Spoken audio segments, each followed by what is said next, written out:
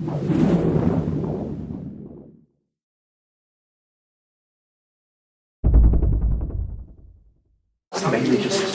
and upward then.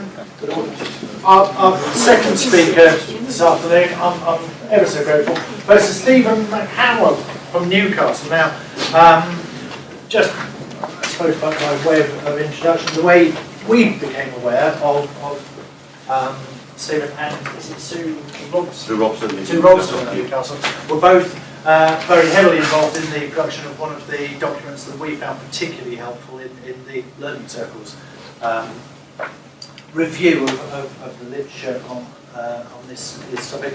This major undertaking, I think it was published in 2016? No, 2013. 2013, I do beg your pardon, and has involved a number of institutions, both nationally and internationally. So this is one of the major bits of work that has come out of the WIHEA. Yeah, what is it? Can you read it out? Sorry, it's a number of documents, but promoting teaching, this is the benchmarking, making evidence count.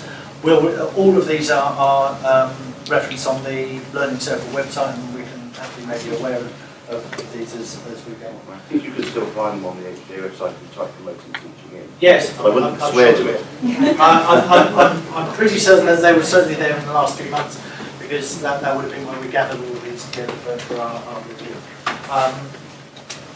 So, over to you. Thank you very much. And I should say, it's not just, of course, Sue and I, there were quite a lot of people involved in the project. Most notably Annette Cashmore, a good colleague and friend who I sadly no longer with us, who died rather suddenly a couple of years ago. Whose contribution to this field is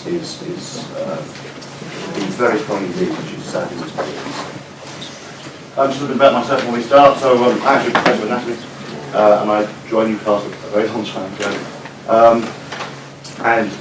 Over that period of time, I've obviously been interested in discipline work. But I focused in on teaching about 15 years ago, actually about 15, 20 years ago, and I was promoted to a chair in teaching in 2007, and in the same year got the teaching fellowship. Got the chair before the teaching fellowship. It was a good year. I'm not going to see the light of that again. I want to talk, and secondly, thank you very much again for the invitation, and I'm very pleased everybody's come along and to listen, so I'll talk about the status of teaching. We had a discussion briefly about the TEF, and I want to perhaps explain why I don't think that TEF is going to be TEF. We have to think in different ways, and Dilly and I have been talking about that, different places converging. I never know where these talks quite where to start, so I'm going to try this one. This is a hero of mine, Gustav Holst, if you recognise him, composer, who combined a teaching career. And he taught in St Paul's School during the day, Morley College in the evenings. He composed in the weekends. And he was combining two very different kinds of creative work in his research. I can think about that as music. Fed, of course, into his teaching because he's writing things for his pupils to perform. And the reason that I'm putting him up here today is that he was the person, he was the originator of that riposte to George Bernard Shaw, those who can do and those who can't teach. And what Holst said was those who can do and those who teach also do. Teaching is doing. Teaching is an art. And I want to hold that in our minds as we go through the afternoon. That tension between two different kinds of creative activity and about teaching in a very crude way. Very briefly, the current landscape of HK, I'm just about to summarise Ron Barnett's book in about a slide. I hope you won't mind the violence I'm about to do to his ideas. Nothing that the university does is more important than teaching. This is a quote I use again and again and again from Baroness Tessa Baxter, former Minister of Education and a previous Labour administration, and the Birkbeck. Very carefully weighted political statement. She's not saying that teaching is more important, but that nothing is more important than teaching. So teaching and research, in that formulation, are standing on an equal footing. And what we know is that the demands on higher education from a combination of globalisation and national massification and the increasing demands of government having a dramatic effect on what we do, and that's because the drivers for those changes are coming from neoliberalism and the quality culture, the measurement. We need to remember that Michael Barber was the originator of that quality culture in the previous Labour government, the start of the Blair administration, so expect more of the same seems to be. And what the government's doing by that route is in their eyes, seeking greater value for their investment. And research and innovation, which is key to economic development, they tend to overshadow what's happening on the equally important issue of teaching. I think we've seen that balance addressed in the UK, and I'll come back to that in a minute. Just a very brief thing about research and teaching. So we know about the REF, we know about these research ratings driving the rankings tables, particularly the type of education. Of course, they changed their mind and Times Higher Education Supplement. They dropped the supplement off, so they then became the higher education rankings table. But Paul Blackmore has identified why research excellence. Identified one factor why research excellence is so strong, because it drives research tables, and because it's a prestige culture. In other words, we can't all be good because it's something that's given out by our peers. Research excellence really does drive many universities' thinking, and it's driving also the best, recruiting the best students and the best staff. And teaching excellence has traditionally been seen as less important, especially those senior academic levels, including education-focused leadership, which I know Tilly's going to talk about, which I should just very briefly allude to, and I'm going to pull some of those slides out and let you speak for yourself. It's not a new problem. Humboldt founded the University of Berlin, teaching guided by current research. Newman, ideal university, incidentally, that book doesn't know much about university, as it happens. Very positive, very difficult book to read anyway. 3 years admit. Says that if a university objective was discovery, I don't see why it should have students. So at the other end of the spectrum. What am I going to talk about today? So I'm going to give a very brief theoretical and policy background, and then to have a look at this concept of teaching excellence and why it isn't going to work for us. Before having a look at the Promoting Teaching project, which I was one of many people involved in. I want to talk a little bit about what we've been doing in Newcastle as a case study. I can do this because much of what I'm going to talk about is in the public domain because it's all part of our concepts of the issue. I won't say very much now about teaching leadership, but I do want to talk about research, logic and theorised practice another way, I think, and then perhaps try and drive some guiding principles out of what I'm going to say here. So policy background, I think we can trace the present intensive focus back to Deering. Deering was the person who first put into the mind of government the issue of student fees, and £1,000 followed about 3 years later. There was then a select committee in 2009 which looked again at this problem, and Annette Cashmore's 2 reports to the HGA, and the one in 2013, one in 2009, one in 2013, really looking at the treatment of teaching and promotion processes, and identifying that what Deering was saying here, teaching and learning is central purpose of IG, to have their success properly rewarded, whether that was the extent to which that was happening. And the reason it was done in 2009, the reason the select committee was in 2009 was the HCA had been in place for some time, had been active on this agenda, had a lot of other mechanisms were in place, and the reports were there to see whether that was working and how it was impacting on promotion. And then the 2 most recent bills, 2011 and 2017, which have seen an intensification of the marketisation of economies, of course, in 2017 when we introduced the tech. So very much uppermost in UK policy, but still he says it's all over Europe, it's further than that, and Australia's a way ahead in some respects. But I think for most parts of the world now, this will be a live issue. China, I think, is particularly at the moment thinking about this as a real issue. So, teaching excellence, the teaching excellence framework, it's been central to these discussions since Deering. But what does it really mean? What are we talking about here? And why we would want to reward teaching? How do these measures capture excellence? I mean, how would you measure excellence if you try to? If you take a look at Ofsted, what might you do? You could look at student outcomes. You might do some teaching observations in the higher education sector. Student satisfaction scores, UK PSF recognition, they all have their limitations and their problems. Would you really want an Ofsted mechanism of people coming in and, as we did with the subject reviews, coming in and inspecting teaching campus? Poor quality teachers off on gardening leave? No, I think is the answer to that. And the other issue for me, and I think many people in the sector, is that conflict between accountability by the measurements and the conflict that brings to practices of transformative learning. Ray Lamb will tell us the notion that learning is uncomfortable, learning is what happens when you get stuck in parts of a liminal space, it's transformative, that's not always very comfortable, and students aren't necessarily, at the early stage, going to be satisfied with that. It's a real challenge, I think, to reconcile those two things. As Vicky Gunn and pointed out in our report, which appeared around the same time as promoting teaching, it's a looming definition for reasons you can't measure it, because it's complex and multifaceted. You've mentioned the growing understanding in Reading of what teaching intensive in your terminology means. That teaching careers are much more complex, I think, generally than research careers. There is a degree of consistency in defining parameters. So if you look at some of the literature of Gamson, for example, or some of Paul Ramsden's work, they talk about things like subject knowledge, knowledge of prior learning, understanding what prior learning means, a variety of approaches, scaffolding. But how do you measure any of that? It's very, very difficult to see. How do you tell the difference between the threshold of good and excellence, how it might change your career? Excellence in leadership, as I say, Liz will talk about that more than me. And I think the conclusion that we end up coming to is it's a vacuous concept. It's what you define it to be, and actually you're really interested in something completely different than teaching excellence. It's like a given, but then what?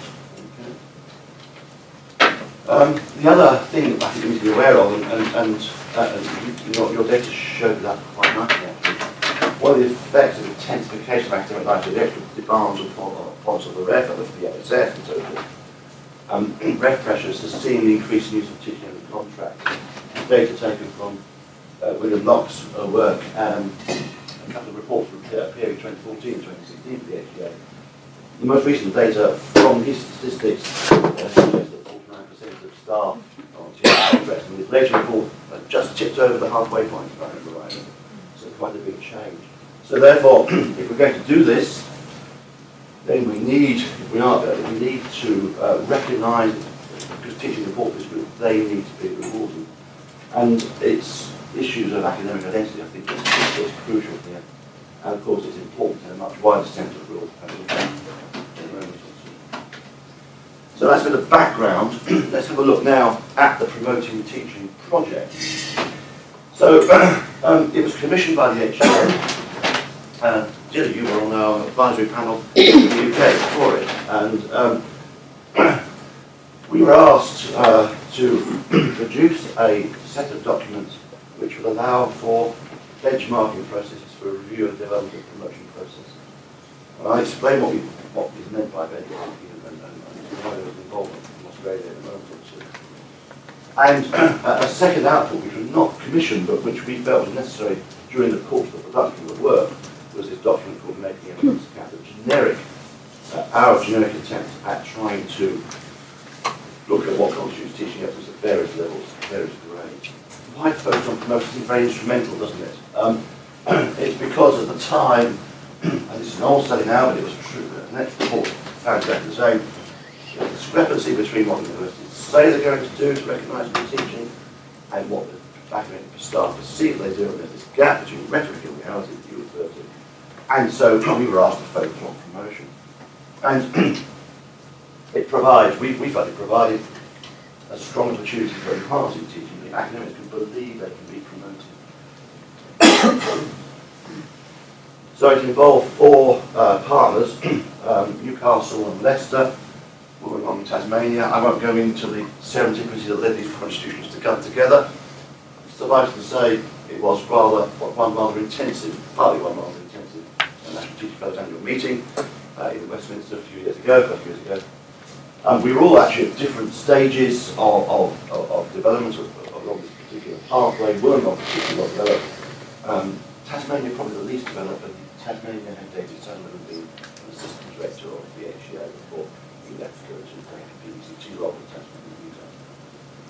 Tasmania. We had the external evaluator, we had the UK advisory group, we had the Australian advisory group, and well, when communicating who was in the gin and tonic on a Friday evening and who was in the Friday bacon for the students. So this is the project team, and I mentioned Annette, whose role was absolutely pivotal. And as I said, it's a great privilege to work with her Sue and I in Newcastle, in Tasmania, they were established here with Sandra, who is now at, can't remember, an Australian university, where she's previously, and Christine Brown, who has recently retired, and we had support team. David always wants me to make the point when I put this in that we've got 4 NTFs on this group, and his point about NTFs actually as change agents, a very important role, I think, in the institution, if the institution will give you permission to do that. Mine has. So what does it mean, benchmarking? It's a way of comparing processes, administrative processes, in institutions which have very different missions and ways of doing things.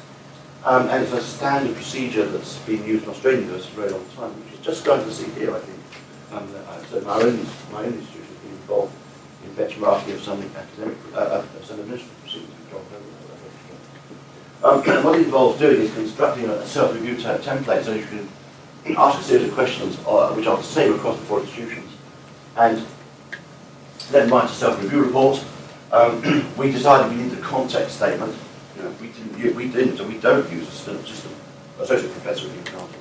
We had a long and very acrimonious debate in the Senate about it, and it was thrown out, and we got reader and essay instead. And then how do we evidence teaching? And then when we've done all that, and that took a chunk of the project actually, we met. Here we are, Tasmania, 3 days. Madness. Sue and I set out on Saturday. We had the meeting the following Wednesday, Thursday, Friday, and then we came back. But it was crucial that we met face to face. I mean, obviously I knew we met Chris from Leicester, and I'd met Sandra at an NTF meeting, but I didn't know anybody else, and they didn't know us, and it was a very important way of ensuring that we were working together. So, what we came up with was a series of, we could split from the rulers, if anybody liked, ways in which you might want to assess. So we start at the top here with, does the institution have plans and policies in place? What are the perceptions and actual practices on the ground?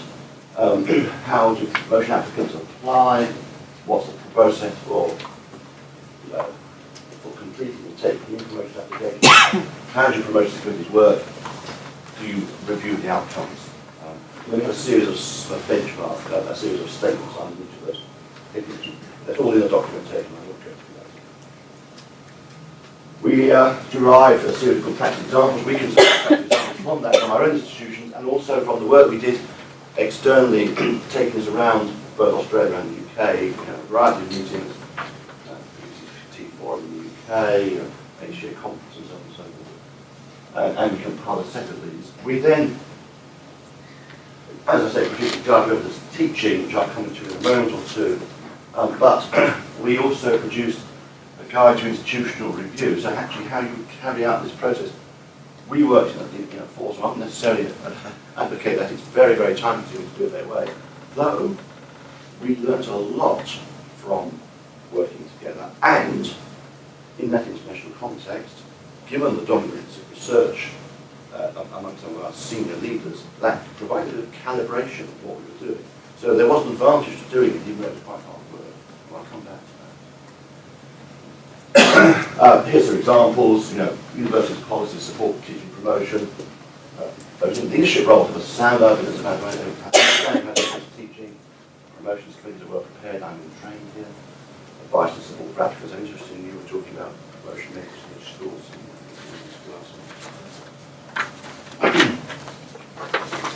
But during the course of the work, I quickly identified, and that's actually Sandra and Annette who were driving it, but I think we were all of the same view. But in this rapidly changing sector, we wanted to try and establish a common language around what expert teaching, how we define expert might look like, influence and importance of evidence from a range of sources. And I want to reframe this excellence into something different as I go through that. So we came up with 3 perspectives. So the scope of activity, what do you actually do? What are your genres of practice, as Martin Fox would say? Where's the source of evidence for your claim for achievement in one of those activities going to come from? And where are you exerting your sphere of influence? We might now call it impact. I think if we were doing this again, that would be impact, that would influence. And it looks like this. So on the scope of activity, we've got 5 subheadings here. Professional learning, what we're doing now, is professional learning. Student engagement, that's what happens between consenting adults in the classroom. But not just because, you know, we've got distance learning, we've got online, we've got support, we've got feedback, we've got research supervision, which we must not forget. Curriculum development, all those things that we do to design and review and develop new programs, working with colleagues, research and scholarship, which I will come back to, grants, publications, grants, and get publications, and then leadership and collaboration. I'll be honest and say I think that's probably the least well developed of what we've done at that point, and that's the area which I think we're doing some quite good work in. I noted that subsequently.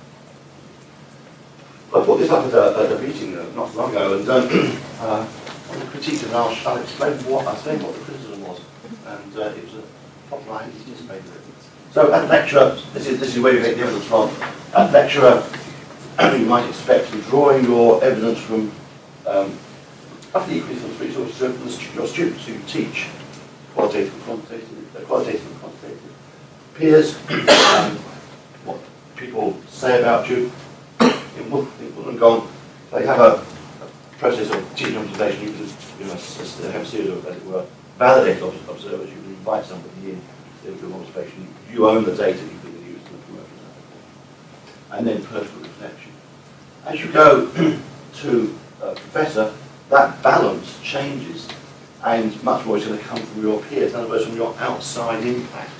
Senior lecturer, which is what we use here, we could equally use associate professor or whatever other title you want. That peer contribution is going to grow. And somebody said to me at a meeting, Croydon, of all places, a few weeks ago, does this mean that professors don't rank teaching very hard? And I said, no, that's not what we intended at all. But I agree, that's what it looks like. And I am passionately of the view, and I do a lot of teaching myself, that the students have the right to see the professors. And so that's going to need a feature. I'm interested that for your promotions processes, FHEA is a promotion requirement right up to teaching. But right up to profession, I think that's a very, very important step that I hope we'll be able to implement ourselves. And then where do you exert your influence? Well, there's a number of places. Obviously, your faculty in your university, but increasingly outside, you might be a professional body. A lot of my work was done for the Anthropological Society in a variety of ways and still being done to an extent. So professional discipline, so you might work with NGOs or government, policy work, possibly for industry. It's a very large community out there. So don't bring it together, you can't read this, but it's just to make the point that you can pile the table with 5 headings. Here's the source of evidence, here we're going to get it from. We gave some examples. This is not an exhaustive list, nor is it a checklist. We said very importantly, tick all those boxes. And when your sphere of influence is.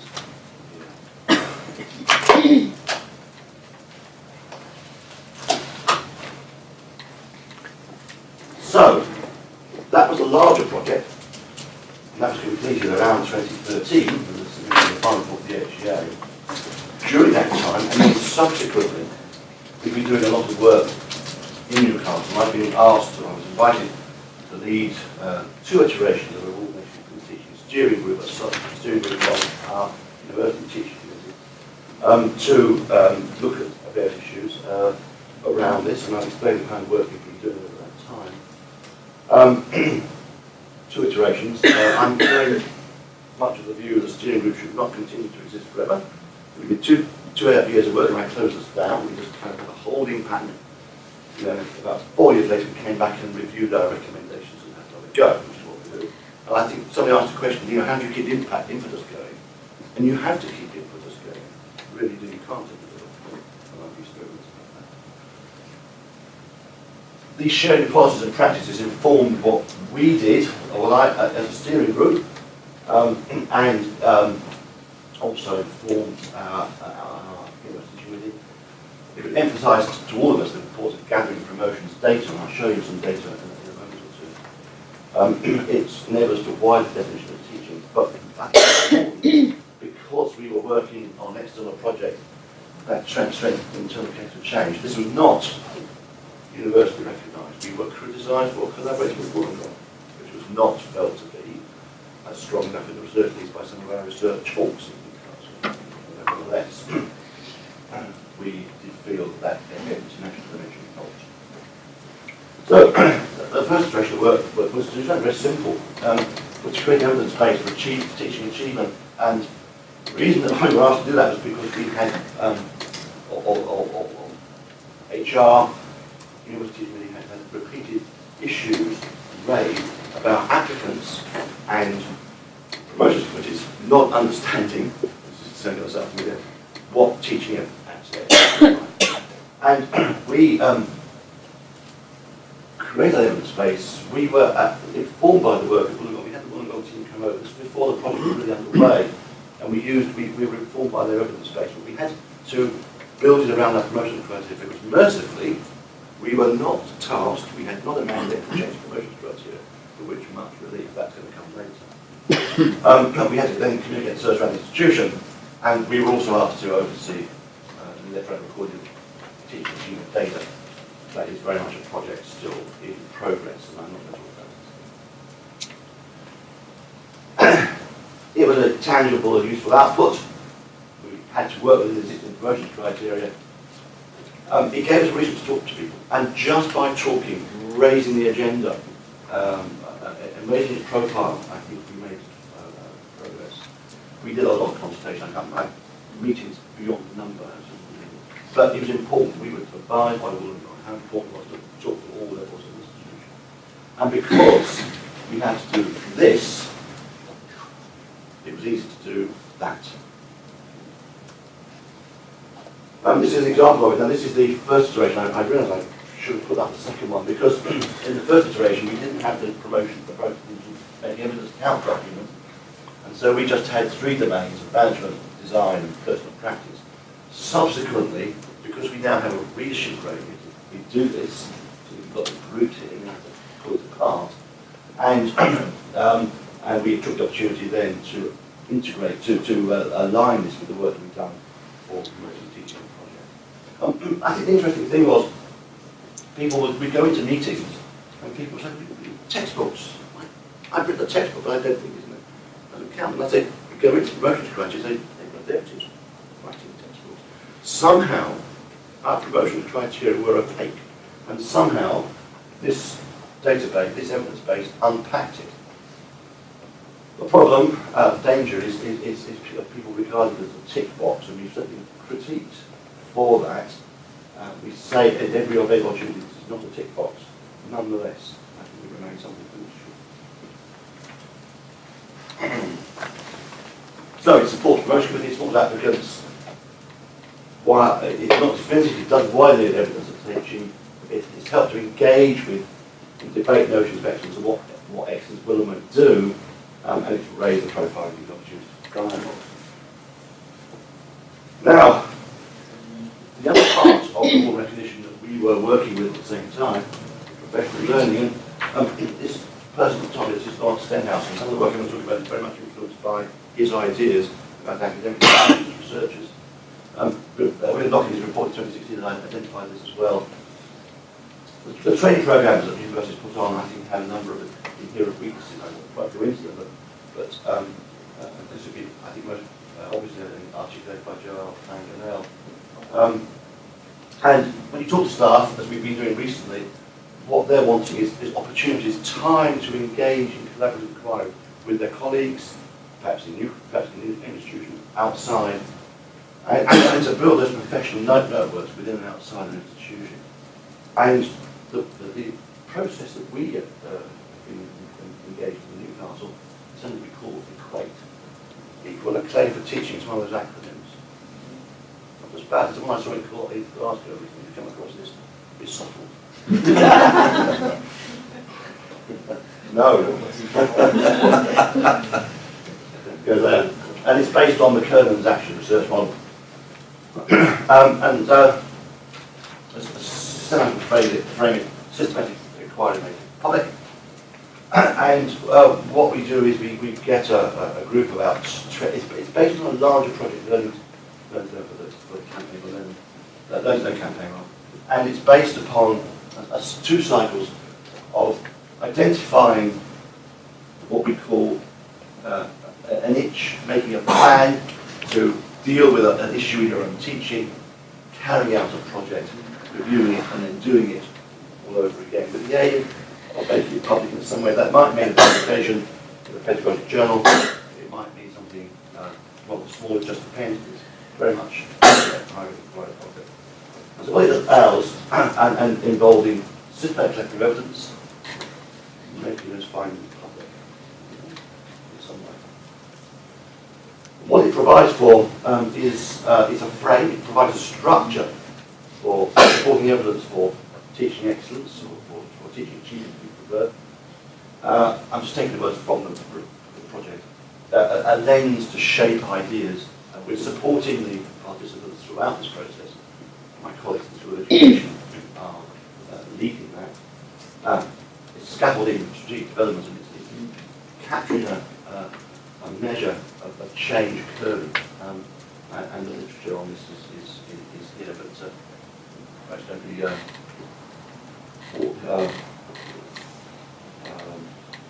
the book on action research, which is all that up to lines all I've come in. I should say we've had some 40 people go through this, and we're just about to undertake a review of their destination 5 years down the line.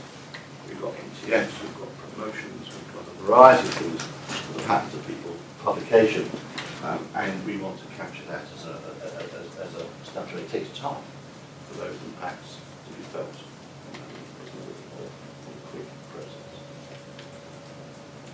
Over that time, we've been gathering promotion statistics. And because in teaching the numbers are small, we've been doing a series of rolling averages. So 3-year rolling averages from the inception of the project. When if you're a teaching scholarship, that's our name for that pathway. You have a 45% chance of being promoted, which the applications, those things accepted. To here, 58%. We've seen growth. Now that increase hides a couple of problems, a couple of issues. One issue that it hides is that in our institution at the moment, promotion from FG for teaching is active promotion. It's not for researching. I'm not going to say so. That needs to change in the promotion criteria. And it also hides the fact that the success at chair level is still, as with many institutions, not as great as it is up to senior lecturer. And there will be a variety of structural reasons for that. And also some reasons as well. We are moving in the right direction, small steps. Before we started, we gathered some comments from our surveys and promotion. Teaching leads develop their practice for something to come up from professionals in the person speaking. Positive has been good and excellent. We have to get teaching right. It's slipping down again. We need to keep that pressure up. That's a comment from 2016. So we're moving in the right direction, but there's still lots of work to do. The second iteration, we've done a variety of further things. We've established a much more comprehensive web support, drawing the HA work, but also on the other works out there. The Royal Society of Engineering is a fantastic piece of work. There's other work from Royal Society of Biology, from academic medical educators, and so on and so forth. So these documents tend to come from disciplined cultures which have strong international focus. We provide promotion workshops not to help people actually frame promotion applications, but get them thinking about it. We deliberately step back from, and these workshops from actually doing support just in the run of promotion. These are done about 6 months before the promotion's deadline, 9 months before the promotion's deadline. Our project office is providing one-to-one support at the same time, and we've also just started setting up a series of career development workshops to do what you just described, help people to understand what a teaching focused career might look like, because they are all good. I'm going to pass over that just to say very quickly that as you identified, as a little scant here. But there are other, for me, other professional role models. And it's this which I want to draw on. This is our latest teaching fellow. He's not held any kind of leadership role, but he has had a pivotal impact on the way in which teaching is developed in Newcastle. So he's had no formal leadership role, but his informal contributions have been transformational. And I think the other thing I would say, because teaching careers aren't so mobile, you need to be an importer. In other words, you need to be getting out there and bringing stuff back in to your institution. I say teaching leaders, yeah, but all teachers, I think, need parity in terms of scholarship time. This is the debate we're about to have in Newcastle. It's important at all levels, adequate time to do this kind of work, whether it's developing a new program, developing new modules, carrying out a piece of action research. Staff cite this as a major issue, not just in Newcastle, but generally. That engagement with peers in collaborative working and research and scholarly activity are highly valuable. And I think this is where we need to be a little bit careful. The problem with the excellence definitions is that they do lead us into a path of excessive instrumentalism.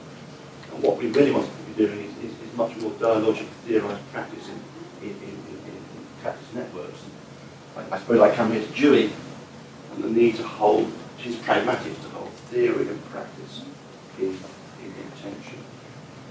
And it will work, and these changing academic career landscapes will work if, as Diane Provost in a report which was produced while we were doing implemented teaching, if teaching-focused staff are valued. She did a very extensive Australian study showing that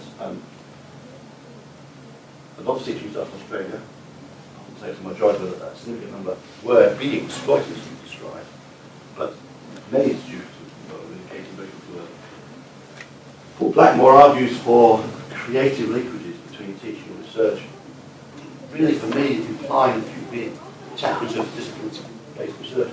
I don't have a problem in principle, but I think there is a danger that you be coming back into second class as unemployed by postdoc.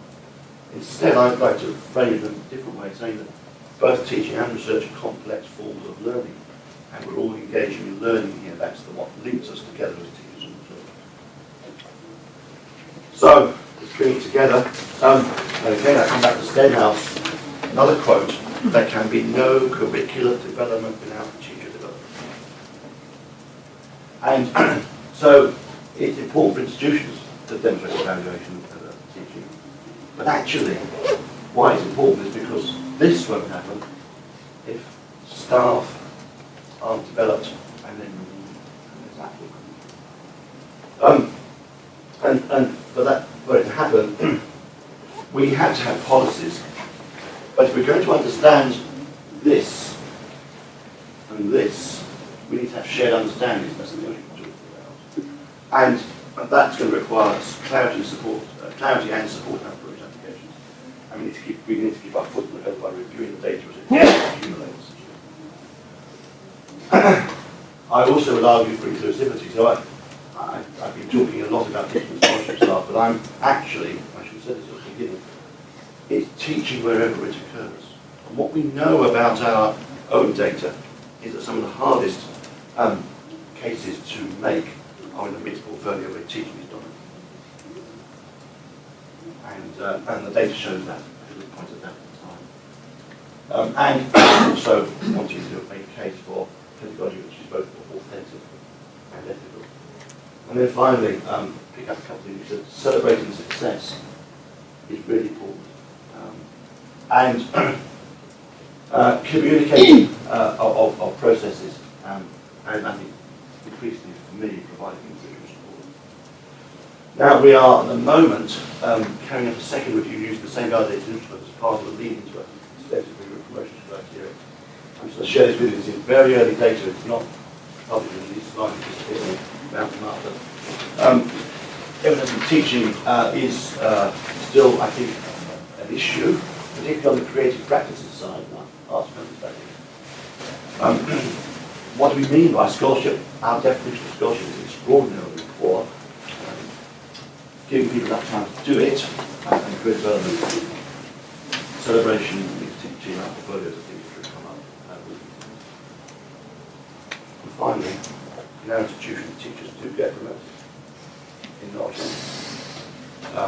And where in FMX, for academic science, we've seen 1,000 teacher professors over the last 40 years. The pattern is not so nuanced, it's not so strong in other faculties, but we are seeing, particularly in HAS at the moment, a great surge of people who are being promoted. It's a stone which won't end up getting lost all the time. So I'm quietly optimistic in the future of the council. And I think for the sector as a whole, I think there is a movement in the sector of here, nationally, and internationally. Thank you very much.